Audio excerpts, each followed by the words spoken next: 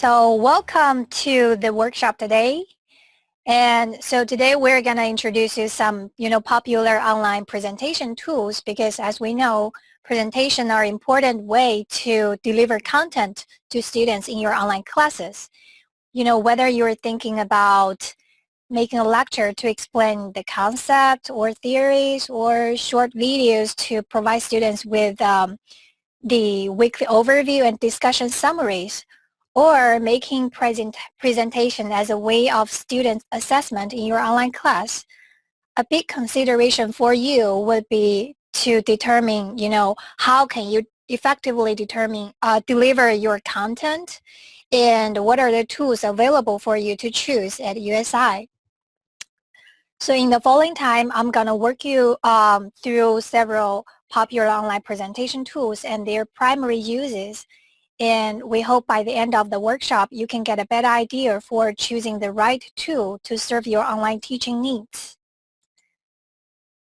Now, I would like to hear your opinion about what are your primary needs for creating and delivering the online presentations.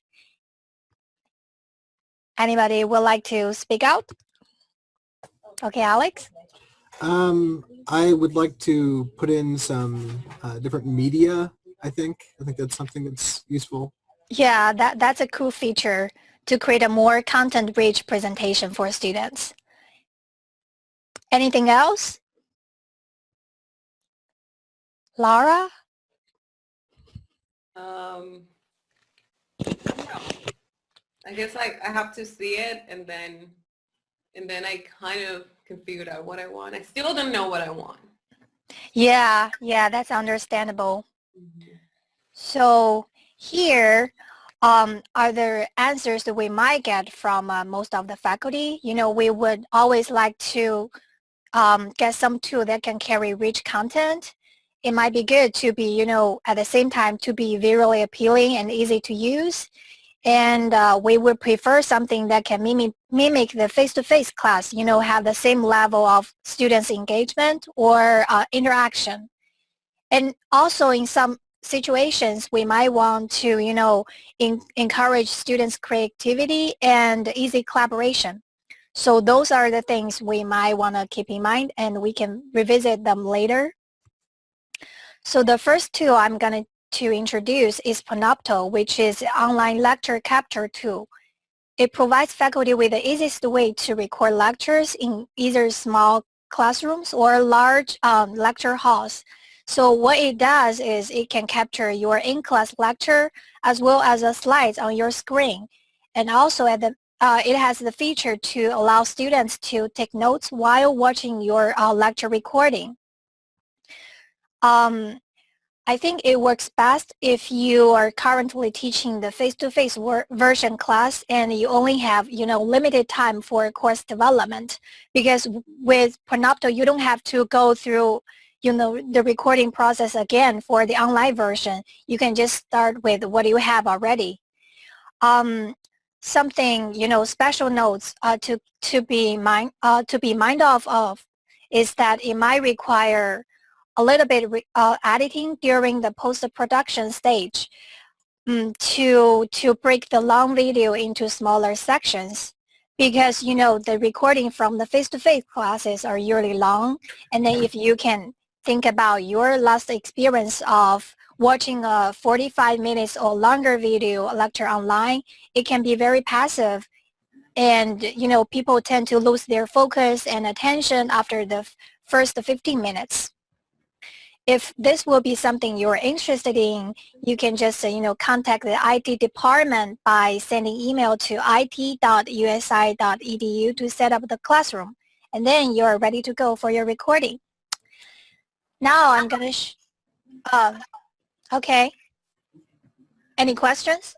I have a question. So Sure. if I need to edit on Panopto, Mm-hmm. How do I do that? Like what? I don't know.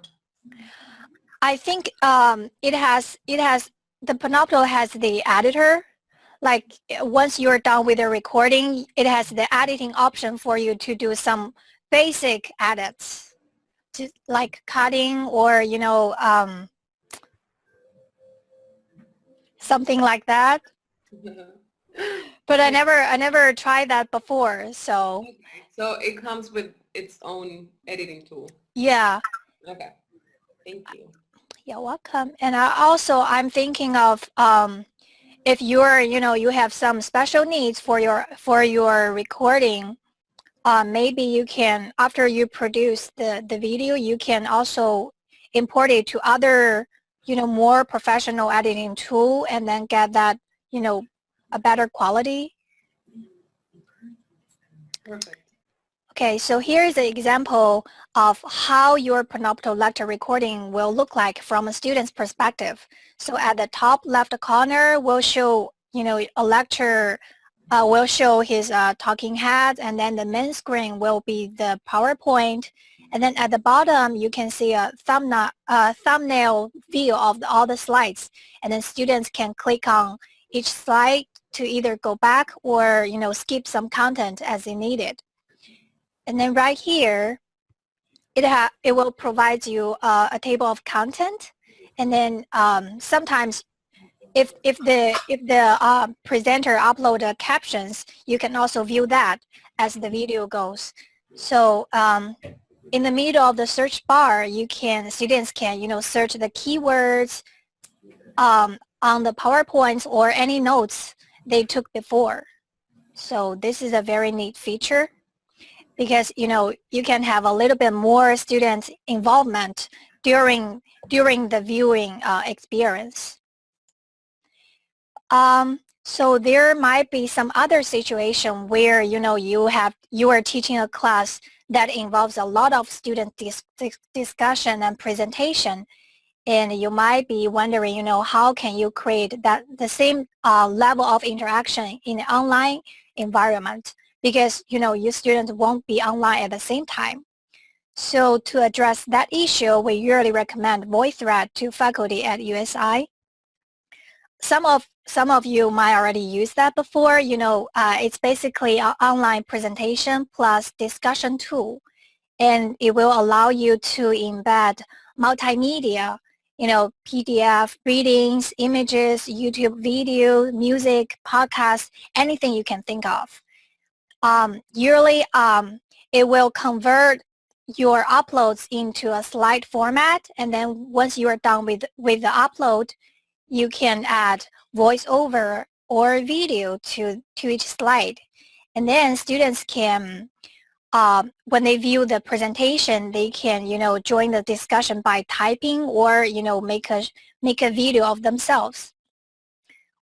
So the Voicethread works best when you are teaching a class that involve a lot of discussion and presentations, or you would like to add more personal interaction for your online class, because with Voicethread you can actually see and hear your students, and it's just to make the interaction more personal, and your student might feel they're more connected to you. So what's best about this tool is now with Voicethread Mobile, you can just, record your lecture on your phone at anywhere you want. If you need training on Voicethread, you can just contact dlhelp.usi.edu to schedule a one-on-one training, and we would be happy to, help you out. And here is an example of how Voicethread looks like.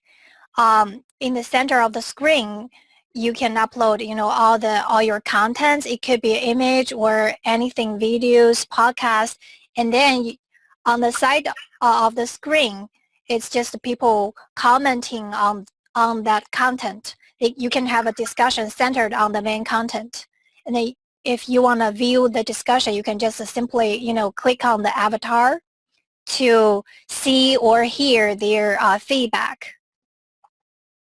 Some ideas for using Voicethread for your class is that you can use this for your icebreaker activities at the very beginning of your class, because it's a good way to build relationship with your students at the very beginning of the class. Or you can upload a reading or article and then have students to do peer review on that.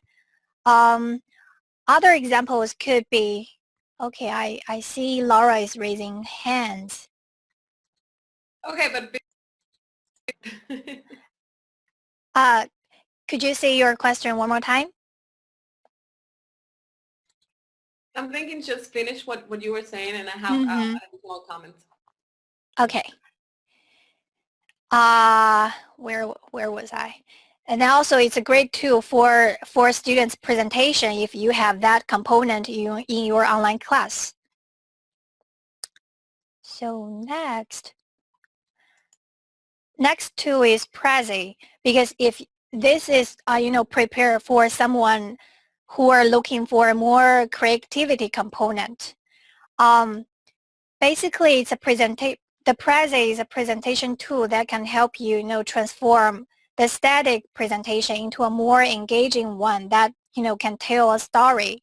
Because, instead of moving from slide to slide like a PowerPoint, the Prezi can offer you a more innovative way to create a non-linear presentation, where you may have to go back to old topics, show how multiple topics are connected, and show how details are related to a greater picture.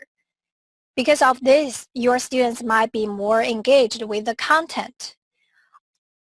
About the main features of Prezi, it allows you to make heavy use of images and other, other type of multimedia, so that you can make your presentation really content rich. Also, if you are planning to have students to do a group presentation, you can have everyone collaborate on the presentation together at the same time. So this would be a great option to keep in mind if you would like to have some activities that encourage students' creativity in group projects. It's also best used for nonlinear presentations. For example, you could use this to demonstrate a concept map or mind map, or other ideas could be you can have students to use this to create their own portfolio, because they can just grab all kinds of resources and put everything into this spot and make it really, visually appealing. And then here's an example of how Prezi will look like. If you click on that,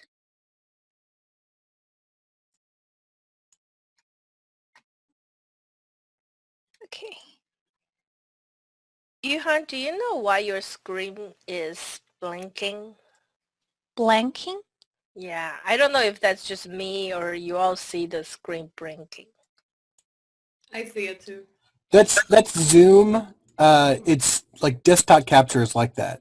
It's you can select to share a single application rather than the whole desktop, and that might be clearer. Um, Does that happen quite often in the past, or? yes. Oh, this is the first time I saw it, so. Okay. So this is a quick example of Prezi. Basically, it has a lot of zoom in and zoom out functions and all the beautiful transition effects.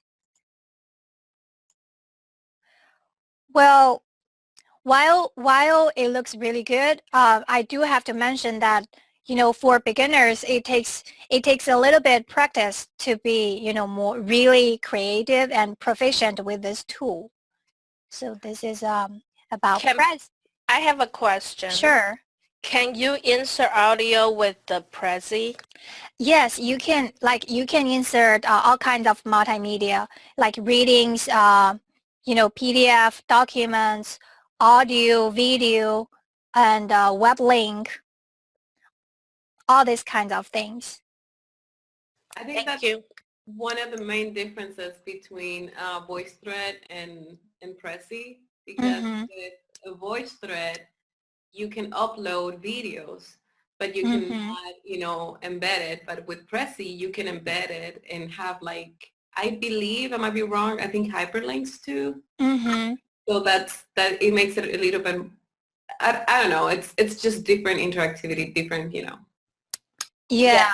There's another thing that's different between Voicethread and Prezi is that Voicethread allow group discussions, but Prezi is just a simple presentation tool, so there's no interaction features available. Yeah. Well, it could be interactive, but it's interactive in a way of, students can click on all kinds of, links and resources to zoom in and choose their path, but not in a way of, provide their feedback or join the discussion. Yeah, it's an interactivity between the user and the content. And the content, Yeah, yes. between, user and another user. Mm-hmm. Yeah. Different types. Exactly. Okay, and then if you are thinking this might be too flashy, you might prefer some simplicity but have the same functionality. Then the Google Slides is a tool for you because, it works the same way as PowerPoint, but it has the advantage of being online. And also with Google Slides, you can add it in real time and see all the live changes from other collaborators. You can chat with others directly inside of any kind of presentations, and then all the changes you made are automatically saved in the drive as you type. And also, all the group members, they can use the revision history to see to go back to the old versions and to see, who made those changes. So it's a really neat tool for group collaboration. It can, very effectively boost the effectiveness and collaboration of group work.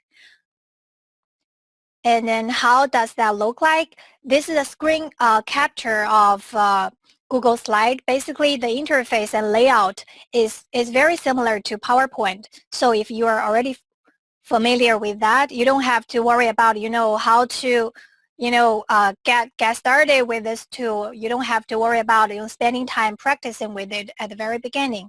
And also here at the top of the screen, you can see all the avatars of all the online users.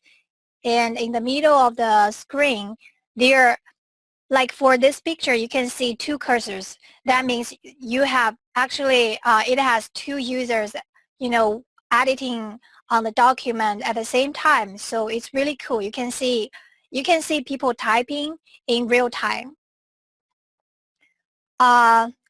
What other good feature about using this is it will enable offline editing for you. You don't have to email it to other people or save it to your flash drive and then go back to it later. Because everything is automatically saved, you can just log into your account and continue working on this. Now, with everything in mind, here's a feature comparison chart I created for all the tools. And then each color represents each kind of tool, and then each column represents all the features we mentioned before. For example, if you are looking for, the easy to use feature is something you care most, you probably won't consider Prezi, but for other tools, you can just pick and choose whatever you want. And then for content reach, one thing we have to be aware of is that with Google Slides, you cannot do voiceover to each slide. So that is a big difference between Google Slides and PowerPoint, because in PowerPoint, you can do that. And then for Prezi, I think Prezi is certainly the most visually appealing and creative tool for presentation. And also for if you're looking for collaboration or interaction, you probably, will consider Google Slides. I think that's everything I have for today. Any questions? What would you suggest online faculty to use Google Slides to promote group collaborations? I think with let me go back to, I think with Google Slides, it's very low barrier, and then it's very, friendly for group work. All they need is just, provide short instruction or special notes to remind students to, sign up for a Google account so that, they can all access to the content. And then other than that, I don't think, I think if you want a student to not only learn about the content, but also learn about, group skills, this is a great tool because, you can actually view the collaboration in action. You can chat, you can click on the chat button on the top and then, have a live chat with other collaborators. You can discuss questions or, and then brainstorm ideas together. So you can embed a Google video, like a YouTube video in there. Yeah. And will you be able to export this and then open it in PowerPoint later? Yes, it's PowerPoint compatible, so you can directly import or export it as a PowerPoint format.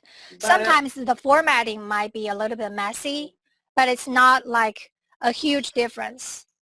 But I don't know if it brings the video once it goes to PowerPoint. That I don't know. So what happened is that the group can actually get the work done online using Google Slides, and then someone in the group will download it and then make a real file. Maybe insert the audio after they download the file. Yeah, if they have to insert video, that can be an option. But if for other types of files, they don't have to download it. They can just work online. Any other questions? What do you think will be the easiest tool for faculty who never use these tools and they do want to learn something new? Which one would you recommend them to start? I think for all the tools, they are pretty easy to use. They are very user-friendly. Like they're not like high barrier tools. But so you can see like here, at least the Panopto, Voicethread, and Google Slides about the same level. I think it depends on the other, your primary need of your online class, and you can decide between the three. How did you figure out the numbers here? Did you just rate it yourself? Yeah, I just read it myself, and I looked at some articles before, but they are not, real like statistic analysis of all the tools. It's basically on everybody's review, like how easy to use. This is helpful for faculty to figure out. For example, if you look at interactions, if they don't really look for student interactions, they just want to present something, and they know which one to choose. If they really want students to collaborate together, then they can also choose. So this is a real good idea to let faculty to help faculty to decide which tool they want to use for their activities. Exactly, and also you can see actually a lot of the tools, they have some overlapping because a lot of the features they all have that kind of features, but it's the primary use of that tool that differentiate from other.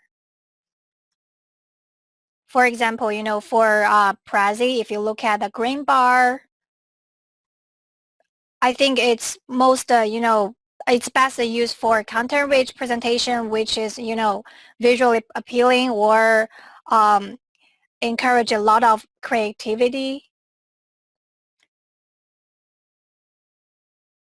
Very good job, Yuhan. Thank you. Thank you for everybody. Thank you for your participation. I think it's about time. Have a nice day. Thank you. Bye.